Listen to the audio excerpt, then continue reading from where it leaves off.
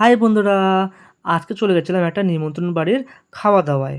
যেটা হচ্ছে আমার এক বন্ধুর মেয়ের জন্মদিন। তার ১ বছর পূর্ণ হওয়ার উদ্দেশ্যে একটা অনুষ্ঠানের আয়োজন করেছে। তো সেইখানে গিয়ে দেখো আজকে কি খাওয়া দাওয়া হবে। তো প্রথমেই আমাদের দিয়েছিল ডিমের ডেভিল, যেটা খেতে সত্যিই অসাধারণ ছিল। কারণ এর মধ্যে যে স্টাফিংটা দিয়েছিল এত সুন্দর ছিল, আমি আজ পর্যন্ত এত জায়গায় নিমন্ত্রণ খেতে গেছি, এত সুন্দর ডিমের ডেভিল আজ পর্যন্ত কোনোদিন খাইনি। সত্যিই খুব ভালো ছিল। এত সুন্দর ডিমের ডেভিলটা ছিল যে ডিমের ডেভিলটা অর্ধেক খাওয়া হয়ে গেছে, তারপরে কাসুন্দি এসছে, আমি ভুলেই গেছি কাসুন্দির কথা, এত সুন্দর ছিল। তো একটা ডিমের ডেভিল খাওয়ার পরেও আরও একটা ডিমের ডেভিল নিয়েছিলাম, এত সুন্দর লাগলো। তো তারপরে দিয়ে দিয়েছিল এখানে পিস রাইস বা পিস পোলাও। এখানে পিস পোলাও দেখো কত সুন্দর ঝুরঝুরে, আর এর মধ্যে কড়াইশুঁটিও ছিল, অনেক ভর্তি ভর্তি কড়াইশুঁটি দিয়েছিল। তারপরে চলে এলো আলুর দম। এই আলুর দমটা এত সুন্দর ছিল, একদম ঝাল ঝাল, একদম মিষ্টি মিষ্টিও নয়, খেতে খুব ভালো লাগছিলো। এত সুন্দর আলুর দম। তো আলুর দমটা দিয়ে একদম সেই পিস রাইসটাকে ভালো করে মাখিয়ে তারপরে খেলাম, সত্যি খুব দারুণ ছিল। এই খেতে খেতেই দেখলাম আমার ওই বন্ধুটা চলে এলো দেখতে যে কীরকম খাওয়া দাওয়া হচ্ছে। আমি বললাম ভালো হচ্ছে, তুই চিন্তা করিস না, খুবই ভালো খাওয়া দাওয়া হচ্ছে। তো তারপরে চলে এলো দই কাতলা।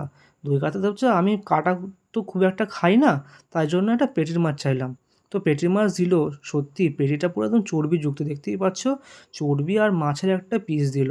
এটা খেতে সত্যি খুব দারুণ ছিল, এত সুন্দর ব্যালেন্সড হয়েছে না টেস্টটা।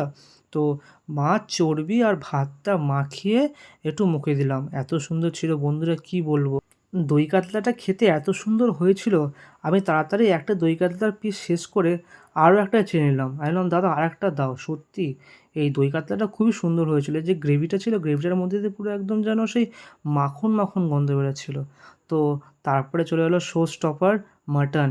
তো প্রথমে আমি ২ পিস দিয়ে স্টার্ট করলাম। খেতে খেতে এত ভালো লাগলো, দেখতেই পাচ্ছ মাটনটা পুরো রেয়াজি ছিল।